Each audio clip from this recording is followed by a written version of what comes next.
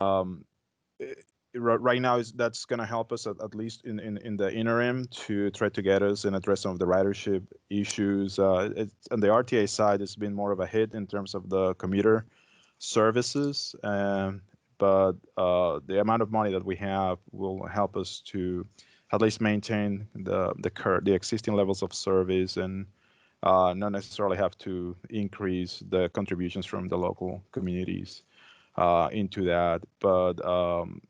But we also identified a couple of capital projects that are gonna help with addressing some of the situation when in terms of the safety and of our personnel, and how do we retrofit some projects and equipment to be able to better handle the COVID-19. But I appreciate the comment from Tom, and we'll know more as we continue to work through this process. Thanks. Yeah, I think this is something we're all going to be working through for the next foreseeable future to figure out how to handle these things in the future. So appreciate all the information there. With that, we will move on to the next item, which is an update on the transportation planning activities. And Sean will lead us on that one. Thanks, Glenn. At the last Transportation Policy Board meeting, Mayor Reed from Smyrna and our TPB chair gave a great overview or update on kind of just the last 3 months, I guess, in particular, on how kind of recent events have impacted the MPO activities and kind of what our, based on what we've experienced, what our approach is moving forward. And so we provided a summary of her remarks to you all, just so that you could read the full transcript. But I'll just kind of summarize some of the key takeaways. It's kind of hard to believe that 3 months ago, we thought the tornado was the worst that we'd see this year, but kind of the impact of not only the tornado, but now the COVID-19 pandemic has, we are aware that of the impact that it's had, and kind of shifted priorities away recently from transportation to a lot of the public health concerns, and the longer that this has gone on, the economic concerns as well that you all are facing at the local level. And so we reached out to state and federal partners in March, just to express some concerns with the timeline, given our schedule for updating the regional transportation plan. And we've had correspondence back and forth, kind of where we are today, where we are now. We may have given this a similar update at the last meeting, but we're continuing to carry out the technical work of the plan and studies as best we can. We're still working remotely and continue to host a number of virtual meetings with you all, the TPB, as well as a number of committees that support you or that are involved in a number of our planning activities underway. And I think the one struggle in particular, we've done the best we can with the virtual meetings. Community engagement, I think, is one thing that's still on hold, in particular for some of the major studies like South Corridor and the downtown interstate loop, that we were really counting on in-person meetings to gather input on those activities and those major undertakings. Where we're headed is that we've continued coordination with partners from Metro to TDOT on kind of what the impact has been on them, on their planning efforts, given that one of the focuses of this transportation plan was the importance of a unified transportation plan that really gathered the priorities of the region together into one succinct plan. And So a lot of the we're looking to a lot of those efforts as well to gather recommended projects from, so that they could be considered as part of this through this process. And so we've been in touch with them to try and get a better sense of kind of, we know where we are, but you know, where do they find themselves as well. Also reached out to state and federal partners to schedule some time in the coming weeks to discuss some of those challenges in completing the rest of the plan, you know, given the circumstances. And so the hope is to, as a result of that meeting, to have an updated schedule available by the June 17th Transportation Policy Board meeting, that would give a updated look, a revised schedule of where we stand through the remainder of the process. And I think probably the most important is just the considerations as we move forward, kind of the impact of the emerging Adam trends and McCormick. Is the now impact that they exiting. can have on transportation priorities. You know, we're aware that we had the call for projects kind of prior to the whole pandemic, and as you know, revenues have decreased, that maybe priorities have also changed, or potentially been delayed as a result of impacts to the budget. And then also we need to continue to assess the approaches to engaging with the public and stakeholders in a meaningful way. You know, if we are not able to do in-person meetings, what are some alternative approaches that can still be impactful and gather the type of input that we need to capture, given the potentially shifting attitudes and opinions on transportation and how people want to get around.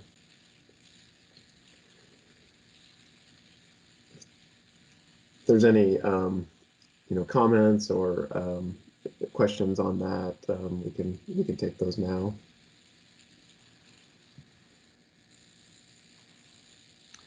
Thank you, Sean. This is Michael again. Just to add, it looked like we were close to having the date on the books for our meeting with Federal Highway, TDOT, potentially FTA for June 10th. But it looks like we'll need to go back to the drawing board and find some other alternatives. But the goal is to have that meeting per Mayor Reed's request before the June 17th board meeting. So we'll be, I guess, refreshing the date options that we sent over to the state and federal partners to see if we can't get some alignment there.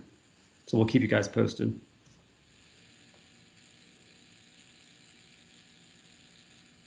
Thanks. Are there any comments or questions from the committee? Hearing none, we'll move on to the next item, which is updates on congestion management measures and strategies. And Sean will fill in on that one as well. Thank you. We just go to the next slide. One more. So I think the last time that we dove into congestion and you know, talking through the CMP process. Sorry, can you go back just a couple? We had, it was in relation to the endorsement of the policy framework that established congestion objectives and identified an initial list of performance measures. And we, that really took us through, you know, that there's the 8-step process of the congestion management process, and our approach is to update our CMP process in tandem or in conjunction with the update of the Unified Transportation Plan. And so we've been continuing to meet with state and federal partners, as well as WeGo, to work through some of these steps. The policy framework discussion really identified kind of the initial endorsement of those first 3 steps that you see. And so some of the subsequent steps that we've been working on that I'll touch upon today in particular is focusing on the collection of data and how we're going to monitor system performance. And then we wanted to focus on some of the congestion problems and needs today, but we're going to have to defer that discussion to likely to a later date next week. But then the next item is identifying and assessing strategies, which is another topic that we'll touch on some of the work that we've done to flush out and inventory some of those strategies that are available to address congestion. And so really just, in summary, we've been meeting monthly with TDOT, WEGO, and FHWA, and in particular on the data collection front and monitoring performance of the system. We've gone through, an update of a lot of our existing data sources that we've used previously that you all are familiar with through the 2040 RTP. A lot of those data measures come from the travel demand model, and you'll get more outputs than you'll want to see from us as we dive into the analysis. But we've also explored ways to better utilize some of the new data that's available. One that you may have heard about, and I think you've seen Mac's demo, is the National Performance Management Research Dataset, or NPMRDS. It's kind of a mouthful, but that's some of the data that Max and his team have utilized and have been kind of testing and piloting of how to best utilize some of that information and put into the dashboards that he's demoed. And then through these efforts as well, we've identified some new data to incorporate. One or a couple of examples. One would be working with WEGO on their automated vehicle location data, which is the location of the buses, that we can then pull that information in to better analyze on-time performance of the transit system within a particular corridor. And then also TDOT had recently acquired a expanded network of INRIX data, which we are looking to get our hands on, and interested to see kind of what we can pull from that in order to create or expand on the dashboards that you have seen. And so some of the considerations that in going through this process is, obviously the availability of data and getting access to that. Everyone has been very willing to share with no cost, which is great. But also the level of analysis is important. So, we're looking at system-wide monitoring of the system at a regional level. We're also looking at a sub area, whether that be at the county or looking at a by CMP districts that we've used in the past, or looking at a corridor or project level, which gets into a little bit more detail. And then the application of the system, that's where we can kind of dig into, is this data best to be used for monitoring the system, or is it more of best used for forecasting future performance of the system, or is this something that we can use for project evaluation? And then another component is just the update cycle of, is this a piece of information that, sorry, if you could go back one, Michael. Update cycle is another one where some of this information is updated annually. Some of it we update on the cycle of the RTP, so every couple years. And these are all important components, and we are documenting this all into a comprehensive inventory. I wasn't going to show you the whole spreadsheet today, but that's something that we can share at a later date for you all to dig into. But this slide is kind of a sampling of some of those measures that we're using and pulling from the policy framework. And this kind of indicates how we have been and will be using them for analysis purposes. And so this one shows an example of the level. So whether it's system, sub-area, corridor, or project level, you can see that sometimes the data is not always available across all of those levels. And then in other cases, the data is more geared towards a system level analysis or more useful at a project level or corridor level analysis. So, just a couple of examples of that would be the volume to capacity ratio, indicating the intensity of congestion is something that we will be looking at a corridor level or project level through the evaluation of projects. Whereas something like VMT per capita or vehicle miles traveled per capita or vehicle hours of travel per capita is something that we would typically look at the system level. And you'll notice that this is just a sampling, but it's a representation of some of the measures across modes, not only capturing roadway travel, but also looking at the performance of freight, walking and biking, as well as transit. Next slide.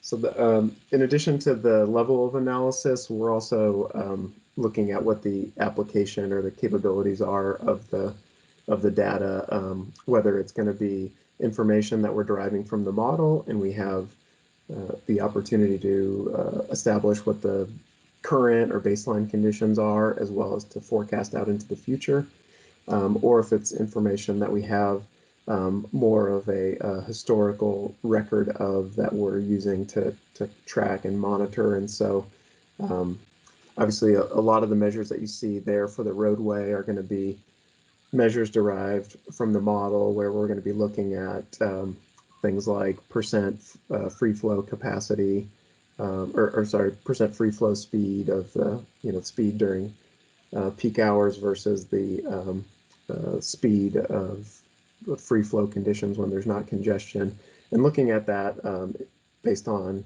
the current baseline conditions, and then also being able to look at what the impact would be in 2045 after added growth and development within the region. And then we have measures that we're looking at. One that we've recently updated is the bicycle and pedestrian level of service. Last time we updated it was with the last RTP. We've recently updated with the help of KCI, and now have updated level of service measures for bikes and peds. And then transit ridership and on-time performance is another one where we can track that information and be able to report on an ongoing basis. Similarly with crashes, another thing that we can track and at least represent in baseline conditions, but currently don't have the capacity or capabilities to forecast future safety the likelihood of crashes and into the future. And then in addition to how we were going to use the data, I think it's also some of the key takeaways of the data sources are worth mentioning. So with the travel demand model, we've become pretty familiar with this. And one thing that is beneficial with the travel demand model is that you've got greater coverage of the network. A greater number of links are represented in the model, and so we can actually dig down to the project level and capture the speed information or traffic volumes for at the project level, and be able to capture that for project evaluation and capture all of the projects that have been submitted through the call for projects. With the NP-MRDS data that I mentioned, coverage is a lot more limited to the NHS network, but with that data set, you're able to get into greater granularity of, whereas the model might represent a measure for like a snapshot of the measure for the entire day. This dives into time of day, day of week, month, or year. So you can really flesh out some of the more nuance within particular measures. The other, as I mentioned, the model provides us with the ability to forecast into the future, which is the NPM RDS is much more suited to monitoring the system on an annual basis. As I mentioned, project level indicators that we're able to derive from the model for project evaluation, whereas that we don't have the coverage to do that for the NPM RDS set, but we are able to derive reliability information from that, which is something that the model doesn't have the capabilities of doing. And so that's going to become useful for projects that we're able to, or corridors that we're able to utilize that information for.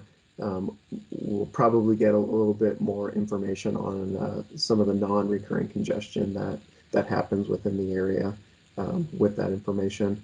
And then the last thing I'll mention is that we're pretty well equipped to process the travel demand model information, and we've had a lot of practice and previous plan update cycles to get familiar with that process and create a method for doing that, whereas a lot of these new data sets, we're really just piloting and testing data approaches, and given that the scale of the information, the number of fields is so much greater than what we've used with the travel demand model, there is some challenges in figuring out the best way to make good use of our time, but and bring that into the mix. But you can kind of get lost in the data, and it could become the full-time effort. And so the other three data sets that I'll mention, I touched on the expanded network that TDOT has recently acquired, which would hopefully address some of that limited coverage issue that's identified above. That we'll look into more detail once we get our hands on that. As I mentioned, the automated vehicle location, AVL data from WeGo. We look forward to digging into that a little bit more, and that would also provide additional information on the reliability side, particularly for transit. And then lastly, just getting more information on rideshare patterns from Hitch, TMA Group, and others that are capturing the movement of their users.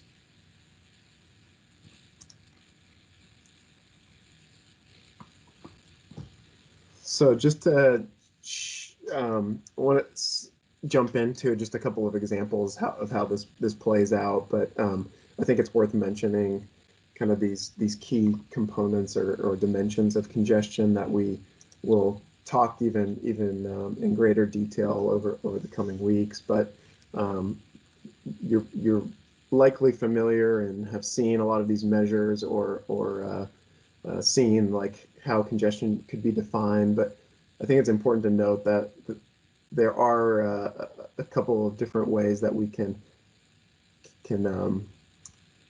spell out congestion. And so one would be intensity, is basically getting at how severe is congestion on a particular roadway. And what we've used in the past and what you've seen is typically looking at speed. And so, more intense congestion when speeds are lower, typically on the interstate system. Duration is another, which is how long does congestion last on a particular roadway or throughout the region, typically based on my amount of time spent in congestion. The extent of congestion, which can be measured a couple of different ways, but kind of what's the impact on the system? Is it based on number of people or number of lane miles throughout the system that are experiencing congested conditions? And then this last one, which is really the one that we are bringing, have more data capabilities to inform, is the reliability of congestion or variation within congestion. So how variable is congestion on a roadway, looking at either the buffer time or planning time index of the the time on average that it typically takes versus the fluctuations that can occur, whether you get there faster, but typically taking you more time than the average amount of time. And so those are the just kind of a precursor to some of the upcoming slides, and we'll show you how we've are able to track some of these through the different data sources. And so looking at the intensity of congestion, you're probably familiar with the maps on the right, where we've used the model to produce roadway travel speeds for the region, and it's a snapshot of the percent of free flow conditions, but it's really kind of a snapshot of the daily percent free flow. And so it's indicating kind of the worst case scenario, but then as we have pulled in some of these additional tools like the INRIX data on the next slide, we are able to provide a little bit more granularity on, it's not just the conditions, one condition for the entire day, but we know that the conditions are changing hour by hour, and now the data that we have available can kind of illustrate some of those fluctuations throughout the day. And when, for instance, downtown or 440 begins to hit that threshold of what we identify as congested versus kind of when it enters that period, and then kind of when it gets out of that period hours later. The next slide, looking at the extent of congestion, we can better track now that we've got data by month and year. We can see if the extent of congestion is expanding across the region. Next slide. Looking at duration, this is what I mentioned. We know that there's congestion during the peak period, but kind of the amount of time that is spent in that congestion is important, and kind of when, I think this starts to lead into potential strategies, is that, better knowing that if there's a particular hour of that 4-hour PM peak to focus on, where the severity of congestion is worse than the other periods of time, or that, for instance, for the modeling, we typically model a typical weekday, but as you can see, there's quite a bit of change between Monday through Friday, with much more concentrated or extended duration of congestion over the Tuesday, Wednesday, Thursday period. And so this granularity, I think, will be useful as we apply it.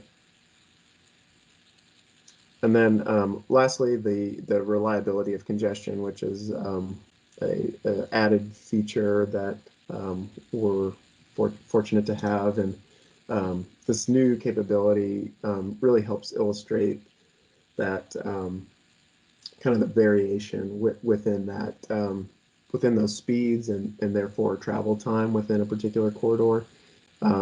This example is derived from the I-65 South in the typical weekday. So I think we pulled Tuesday, Wednesday, Thursday for that, and you can see that the bar graph on the right, or the line chart on the right, you can see that there's even more fluctuation in kind of that average speed for the corridor that people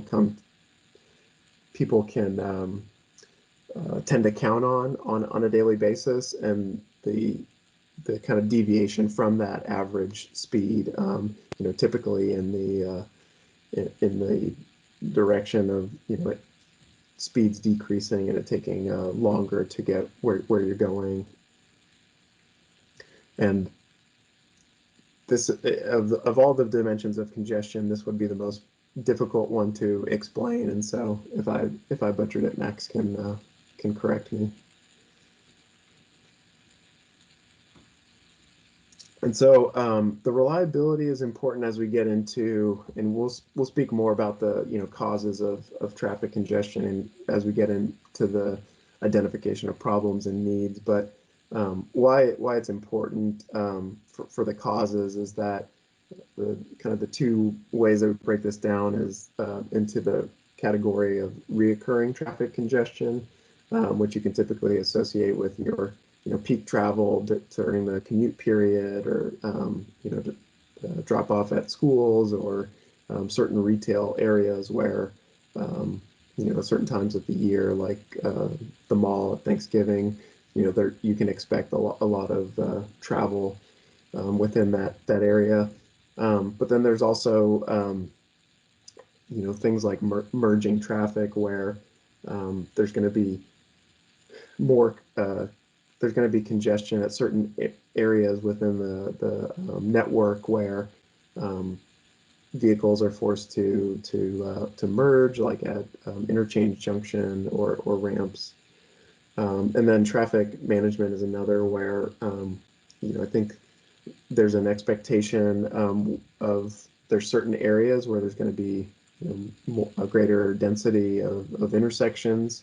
There's going to be more retail activity, and as a result, there's going to be kind of more impediments to free flow traffic conditions. And so, being aware of those as a context in order to understand what the is the congestion bad, and is there anything that needs to be done about it? And then the non-recurring congestion, I should say that the recurring tends to be more focused on by, or at least in the past has been more focused on by planners, because it's more predictable and tends to happen on a predictable basis. When we get into the non-recurring, is now exiting.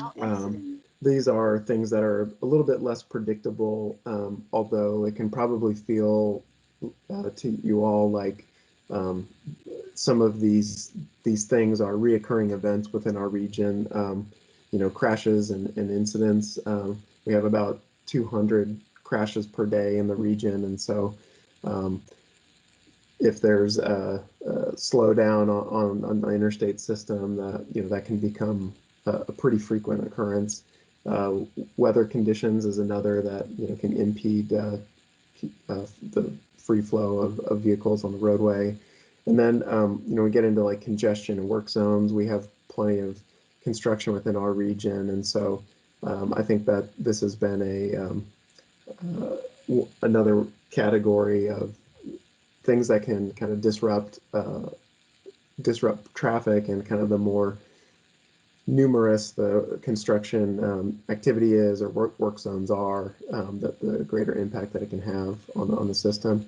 And then lastly, special events. We obviously host our fair share of special events within the region, particularly in downtown, and so this is something that probably more and more we can predict, given that the certain facilities within the region are going to be have a schedule, concert schedule, game schedule that we can start to work around.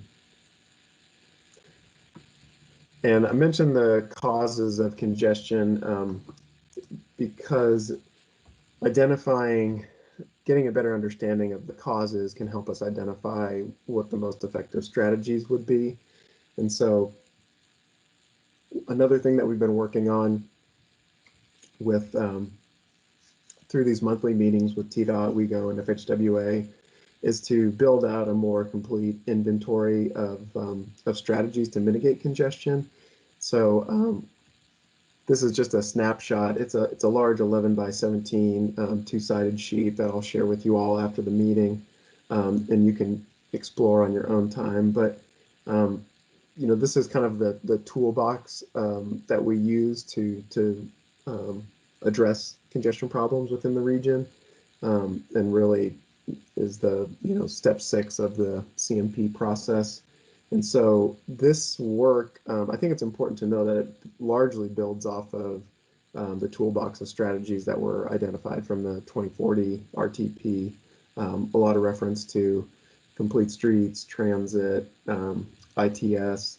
And so what we've done is, I kind of broken down a number of those strategies into particular categories that will continue to flush out, but they largely fall under demand management strategies, such as telecommuting, flexible work schedules, increasing bicycle and pedestrian facilities, also geometric improvements, so strategies to remove bottlenecks throughout the system, or to improve alignment and roadway improvements at intersections. Another large one is the ITS improvements, which can include signal coordination or providing better real-time travel information for not only drivers, but also transit riders as well. And then some fairly kind of like new strategies that are being piloted are the transit signal priority, as well as ramp metering as part of the I-24 smart corridor.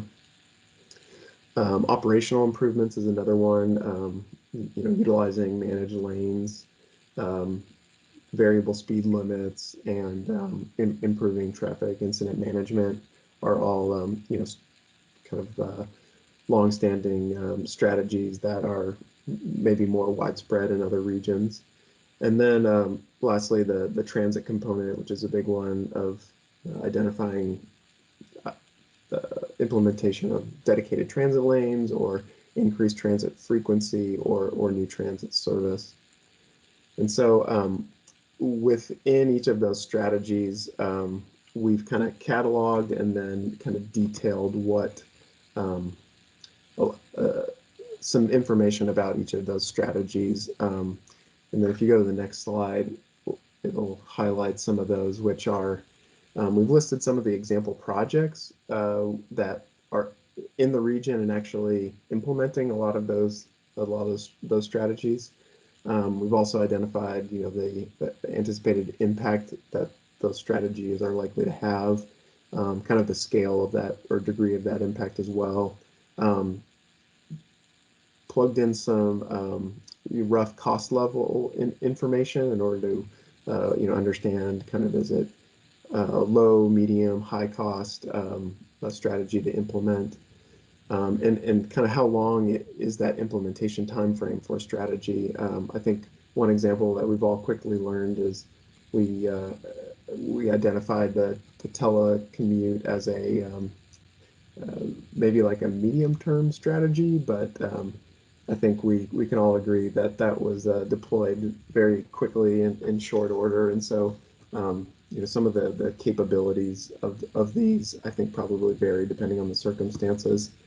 Another important item that we identified was the key implementers, and so this one's important for, like, as we evaluate projects, looking at, is the local governments the primary implementer of these strategies, or is it a transit agency, or is it TDOT, because we're looking at improvements on the interstate system. We also identified some of the common challenges that are likely to pop up based on some research across the country on these. And then lastly, we connected it to some of the objectives and performance measures that were identified in the policy framework, so that we don't lose sight of its connection to that. And so we'll use this list of strategies to assess projects through the evaluation process. Obviously we look through and identify what the congestion needs are of a project.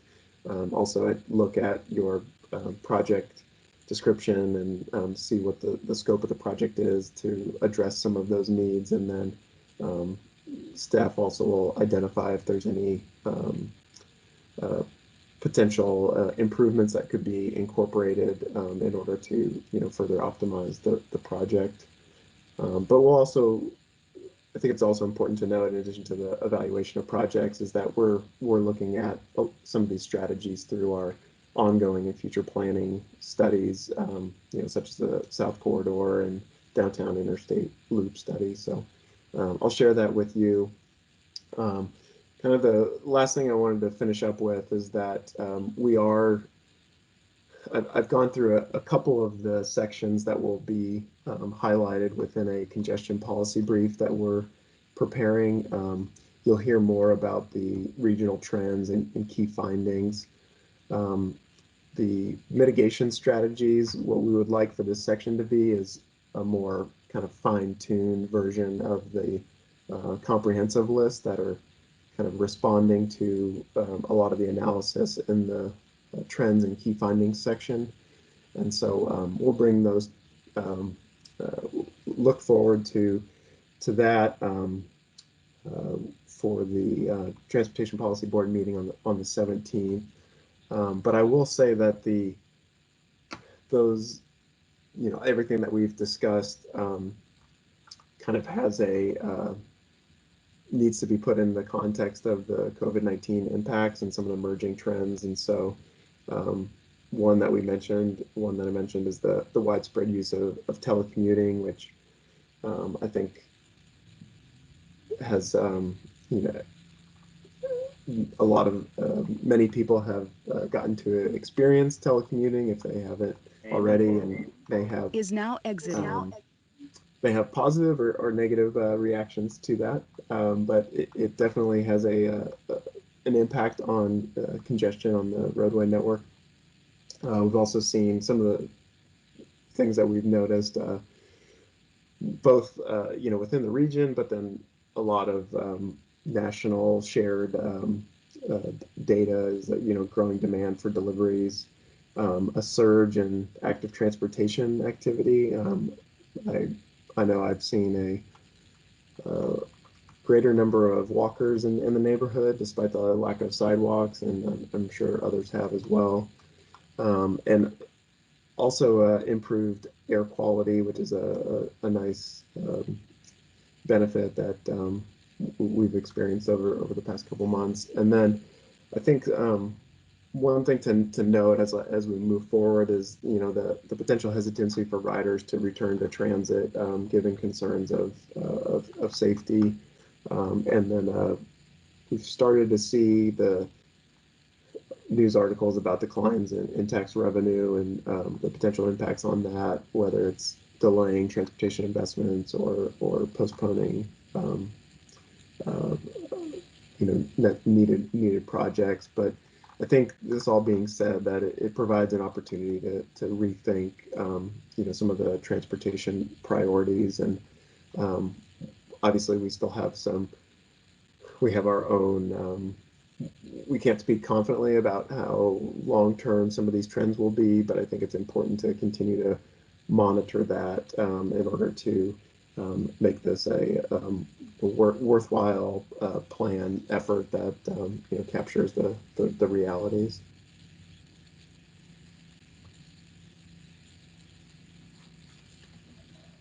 Sean, I take it that the COVID pandemic was not one of the strategies y'all were thinking of. No, and I think that's where we drafted a couple of mitigation strategies, I think, a couple months back, and we'd like to kind of take a fresh look at those before we present those as recommendations, because I think the new normal is still being flushed out, and there's probably some things in there that definitely remain, and some other things that might need some slight revision. Did you mention when that policy brief would be available to the rest of us?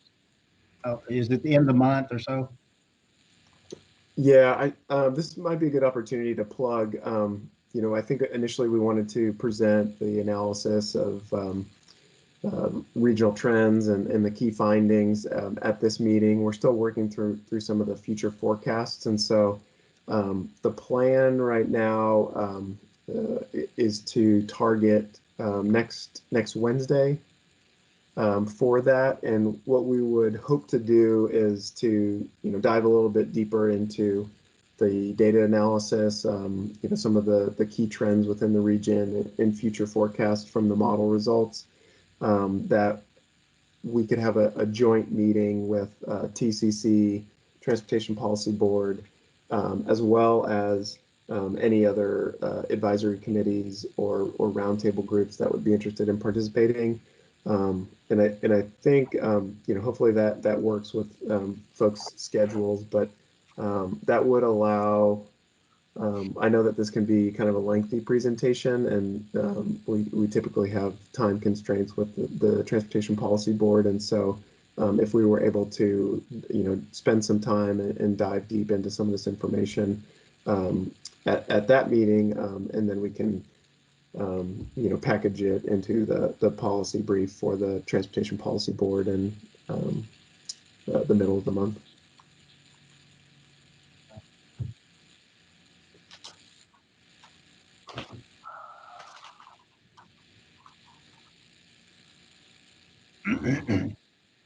Thanks, Sean. I appreciate staff and your efforts on this, and we look forward to seeing what's revealed through this process. Are there any other questions or comments for Sean to address?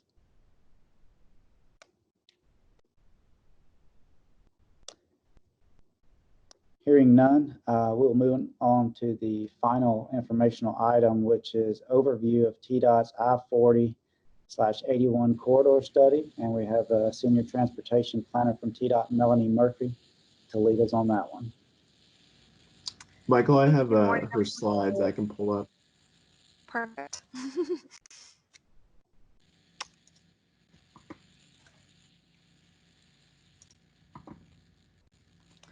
While Sean pulls this up, so we're doing I-40/81 multimodal corridor study. Generally, we do these corridor studies on a 10-year cycle or so. It's been since 2008 since last we studied I-40 and the I-81 corridor. I think as these last 3 months have proven, if 3 months can have a huge impact, 12 years will have a huge impact. It's definitely time for us to study again. So obviously the importance of this study can't be understated, really, and it really helps guide TDOT and make the proper investments going forward.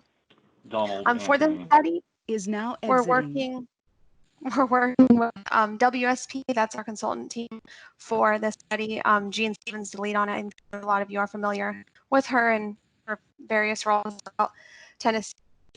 And then next, please, let's get started.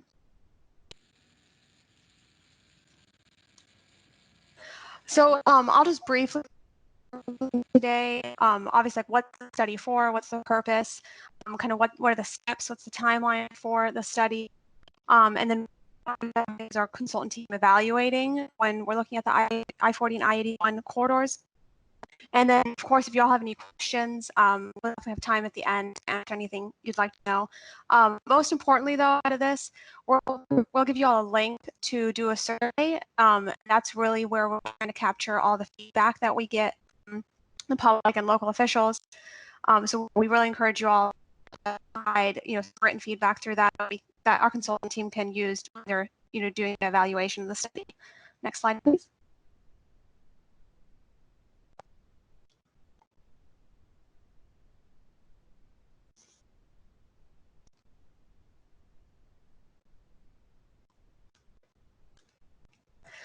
So study purpose, so this is earlier, it's a 20-year study. So we're looking 20 years out.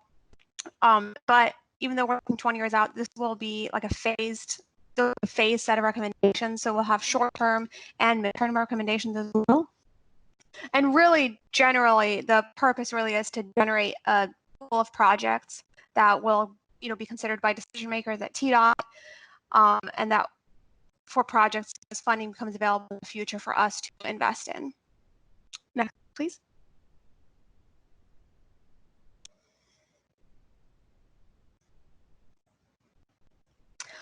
So obviously the I-40 corridor is the longest corridor throughout Tennessee with 455 miles of I-40, and then we have 76 miles of the I-81 corridor.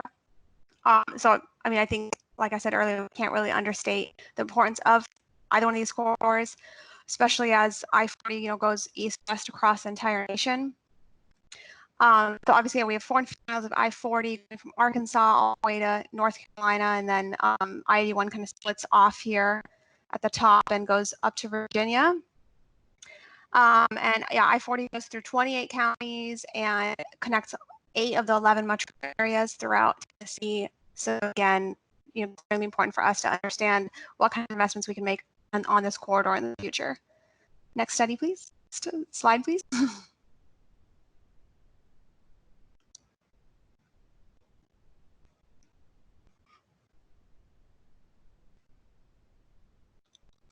So for this study, currently we're kind of in this very first phase to look at the existing and future conditions of the corridor. So looking at how it's deficient now and being able to figure out where projected deficiencies would be by 2040, the next 20 years. The next phase will be to develop potential solutions to these deficiencies. So solutions will kind of fall into one of these 5 categories you see here on the screen: highway expansion and improvement, safety, freight, transit, and then we'll, based on those solutions, the consultant team will evaluate those and line up which ones fit best with TDOT's goals and Tennessee's transportation goals as a whole, and whichever ones fit those goals, prioritize those, and eventually come up with a 20-year set of recommendations. Next slide, please.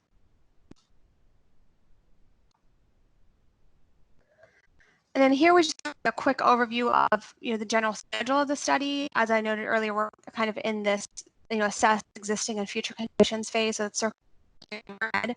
And then as you see at the bottom, we have the round 1 public meetings. That's we're on the tail end of that right now. Obviously, with the current pandemic, we've kind of had to shift our engagement a little bit. So we've kind of moved completely to virtual online meetings. But so far, they've been pretty successful. But we will, at the end, towards the end of the study, have another, round of public meetings. Hopefully, of course, we're trying to have those in person. But those will really, aid us to present actual recommendations that we've gotten from all of the planning throughout the process.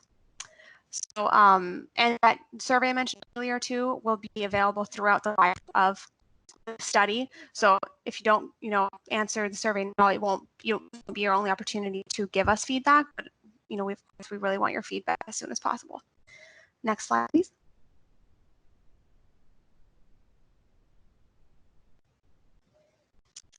So as I mentioned earlier, so we've the current conditions that our consultant team will be looking at. This is just a brief overview. We'll be looking at projects that are already underway, projects that are already completed, certain studies plans that are already done with certain recommendations.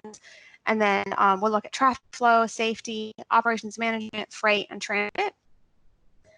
Next, please.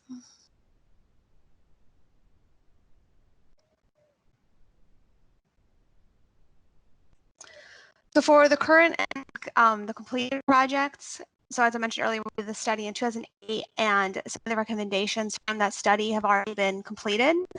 Those are shown in orange on this map. The ones in red are ones that are in some stage of development, so they are underway. As you can see, there are quite a lot of projects that are being developed to improve the conditions along I-40 corridors in the Middle Tennessee area. And a lot of those, of course, are fueled by the IMPROVE Act that was passed a couple years ago. The consultant team will is also noting projects that aren't exactly like on the I-40 corridor, but have a significant impact on the corridor. So that's kind of why you see the I-24 corridor highlighted here, because not only does that corridor funnel onto I-40, but that project is also a good example of maybe some of the strategies that we can look at for the I-40 corridor. So it's important for our consultant team to look at the impacts of that and how that's really changing maybe some of the problems or issues on the I-24 corridor. Next slide, please.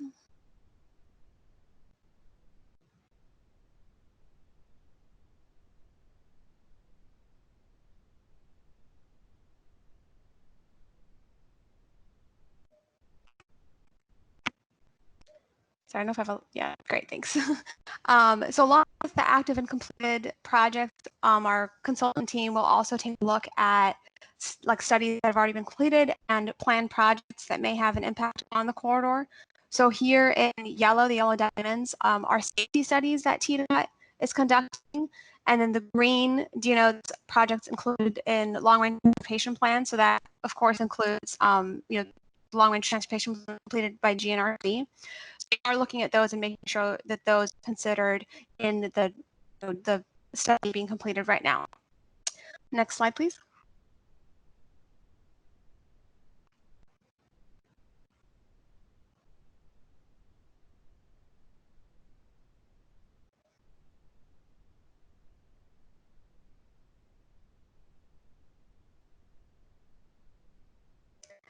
WSP will also be evaluating real-time travel data from 2018, acquired through cell phones and GPS units and all that stuff we do now, better understand the levels of congestion along the I-40 corridor.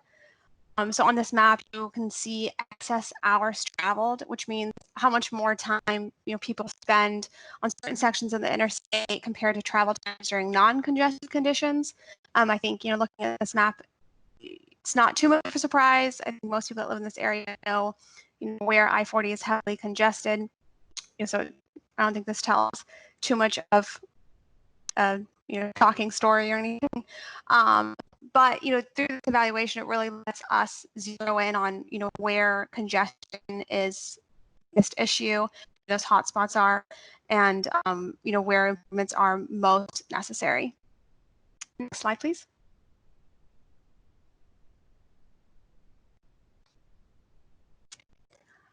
In terms of safety, WSP is looking at the 5 most recent years of available crash data, looking particularly at the types of crashes that cause the most interruptions to travel. So those will be ones where the semi-truck's involved, because obviously that can shut, a whole interstate down for periods of time. When the median crossover or when there's a roadway departure, which can cause a fatality. And again, this will help our consultant team kind of identify those safety hotspots and be able to evaluate those further and see where those improvements again are most necessary. Next slide, please.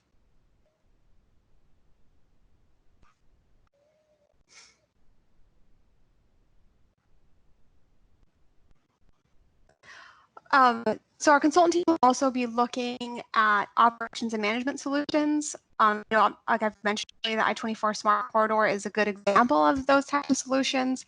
Obviously, we're using technology in a different way to make travel time reliability better, and on that corridor using your traditional widening or infrastructure projects. So I think, as Sean mentioned earlier, a lot of the congestion that we see is non-recurring. So investing in these more enhanced operations and management can be a really cost-effective solution and alternative than traditional infrastructure improvements. I think we all know TDOT has, in recent years, heavily invested in these type of improvements, as exemplified by the help service patrols and our expansion of the SmartWay system. Next slide, please.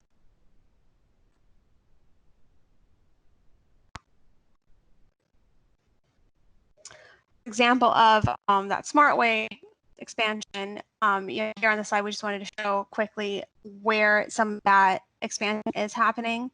So on the I-40 corridor, we're expanding SmartWay from exit 196 to I-840, and then again out east exit 216 to exit 239. And there's also, local communities are also doing some, smart projects. So Mount Juliet, they're doing signal coordination on State Route 171.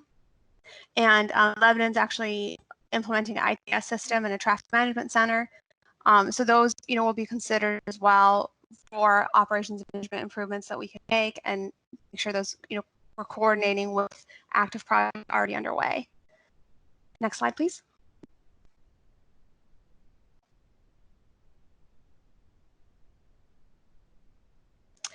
And then in terms of freight, obviously that's a major component of this study. As we all know, in Middle Tennessee is extremely important for our economy, and obviously has a huge impact on the transportation network.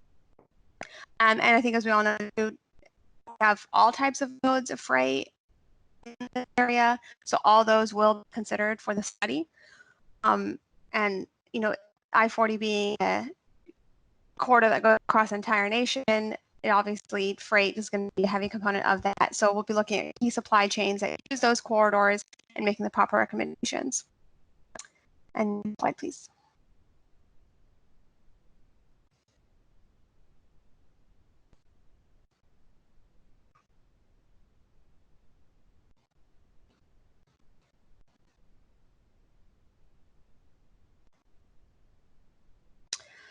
So lastly, the study will be evaluating transit service. Due to this being high level study, we're looking at the entire I-40 corridor. The study won't be exactly, making recommendations at the local level. So it's not, we're not going to get the WE system and, just a certain train line is added. It'll be much more high level. So maybe recommendations for how to connect, major cities. So, connecting Knoxville to Nashville or Memphis to Jackson. So those will be kind of more of the transit recommendations that are made through the study. They won't be very localized. Next slide, please.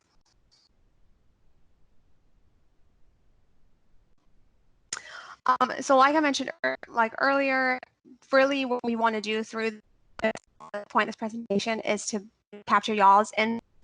I'll put the here in the chat box as well, but please encourage you all to please take the survey and pass it on to anyone who you think should take it. That will really allow us to be able to capture that feedback.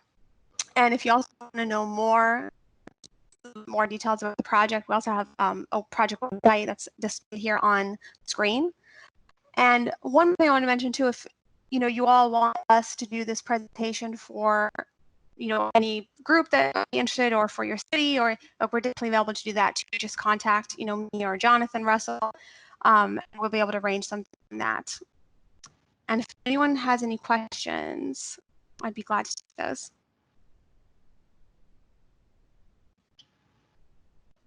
Hey, Melanie, this is Michael. I have a question to learn a little bit more about your community engagement. You mentioned earlier that y'all had a successful virtual engagement with the study. Can you talk about, I think y'all had an online workshop in Middle Tennessee. How many folks participated in that, and what's been sort of the nature of the feedback that we're getting? I think we had over 40, I think we had like 45 people participate. So I think it was our first virtual meeting. We had in person, and again, Knoxville and Chattanooga, but our kind of later ones had to transition to virtual public meetings. I think we had around 45. We've had pretty good questions throughout the actual presentation from participants, particularly asking about freight, or maybe where they're seeing that they feel like there's congestion that's not being highlighted through the screen or through the maps that are being shown. But again, I think that's why, of course, the feedback is so important. So we're trying to stress that to people. In terms of actually how many people have done this survey, I can't speak to that per se. I'm not sure how the survey response has been. I hope good. I know anyone who signs up to do the webinar, they get contacted afterwards through like a separate email encouraging them to take the survey. So I hope that's been useful. But yeah, I can't speak to the success of actually turning the webinar to survey responses. And but then two more linked questions, I guess. Part A, do you all plan additional workshops in Middle Tennessee? Is A, and then B, I guess, how much are you relying on our overall process to update the regional plan to really be the gateway to community stakeholder engagement on transportation issues, which obviously I-40 is a key corridor within our region. Is there a reliance on you guys to sort of make sure that we're that conduit to the input on the study, or do you see them as sort of largely separate concurrent efforts? I mean, I definitely think the WSP is relying on like the work that you guys have done with your past plan, and then the stuff that you guys are gathering now. I can't speak too much about how heavily that coordination is happening, but that definitely speak to the project manager about to make sure that it's not just a concurrent effort, but to make sure I know you all are doing a lot of good work and capturing a lot of good data and feedback. So to make sure that coordination is happening. What was your first question? If you had planned any additional like direct engagement opportunities with people outside of the survey, as you wrap up the scope. Yeah, we're doing like across the whole state, like tabling events or trying to, I mean, again, now that it's kind of shifted a little bit, we're still trying to reevaluate some of those types of events, but that's what we had been doing is, maybe not per se a meeting, trying to capture people, while they're already at an event, trying to capture their feedback that way, to make them do the survey. Yeah, but the information that we are capturing is through the actual survey. Okay, thank you.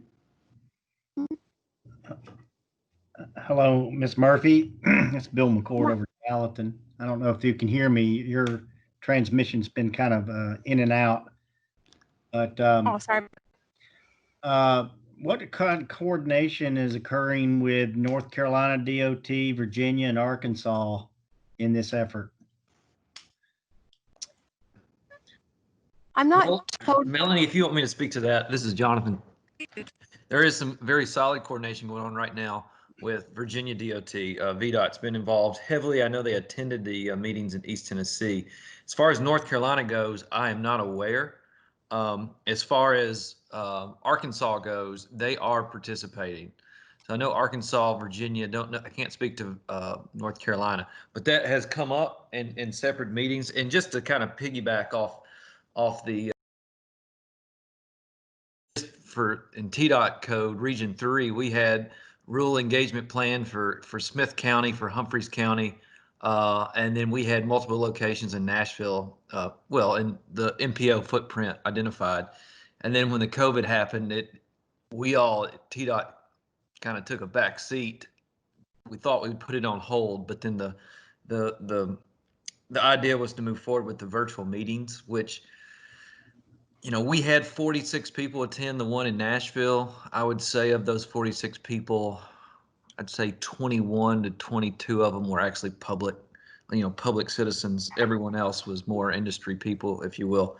But we do have to do a better job of not only coordinating with the MPO on this, especially during these times, but we need to do a better job of getting the word out. I know we do have a PR firm it's a subcontractor with WSP, and I know they've been trying their best to get the word out, but it's been interesting.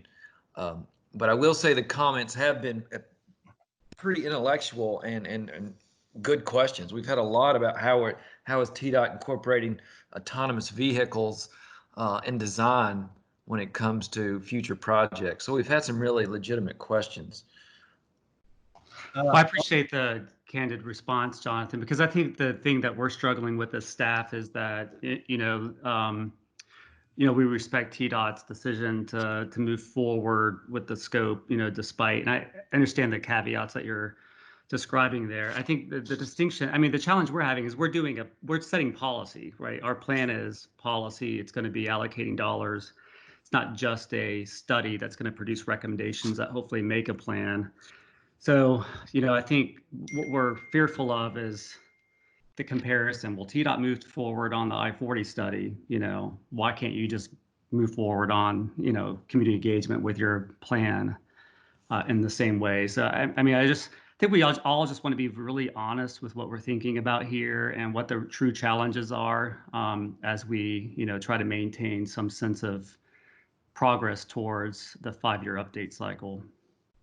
No, absolutely, I agree with that wholeheartedly. I mean, there's the balance between do you want to finish this as you originally scoped it, or do we need to postpone some things to realize that we're all facing some interesting challenges, not just one entity, but all of us. So that's a very valid statement.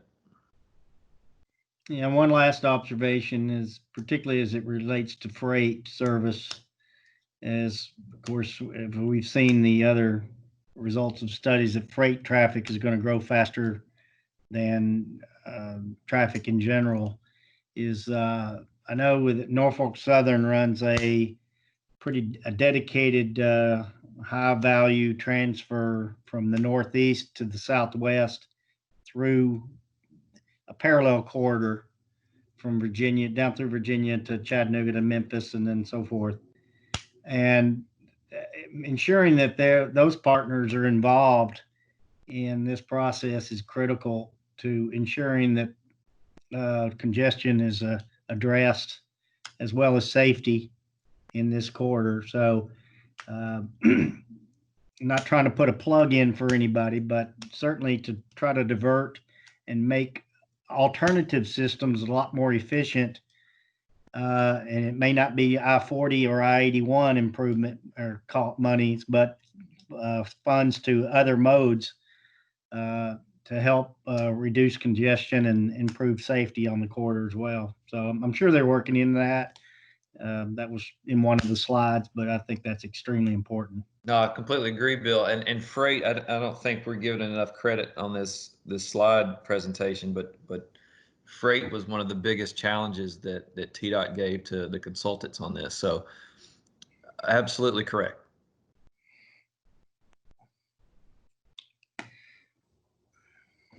Great. Thank you all for the presentation, the input. I would recommend everyone go to the TDOT website and look at the page dedicated for this study. It has a lot of information on it. Are there any more questions for Melanie on the corridor study? Hearing none, I think TDOT has a few announcements they would like to make as far as upcoming grant opportunities. Yeah, thanks. We just wanted to quickly remind everyone that we have 2 grants that are kind of opening in for applications. The multimodal access grant, it will be opening up within months, I think next 2 weeks. So the notice of intent will be accepted through the end of July. And then the TAP grant, we starts the 1st July. Of July, it's open through October.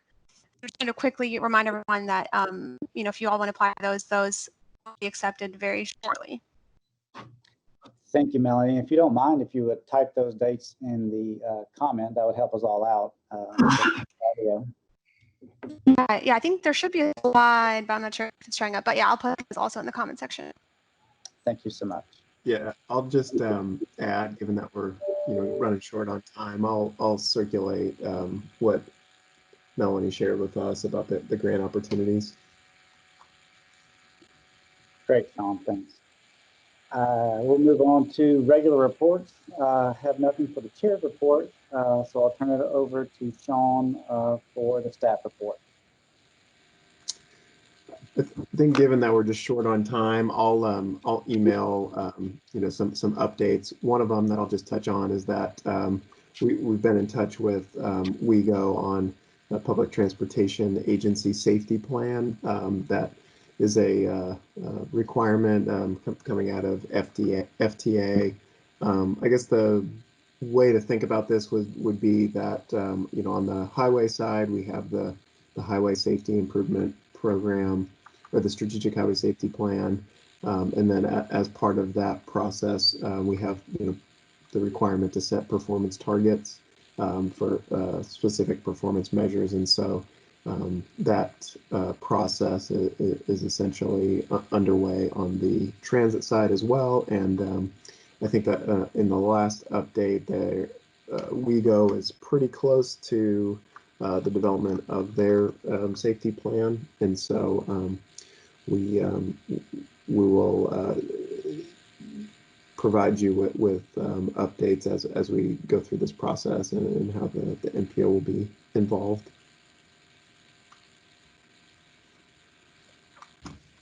And I'll circulate some of the other details that we have via email, and make sure we get in touch with you all about the upcoming presentation workshop for the congestion trends and future forecasts as well.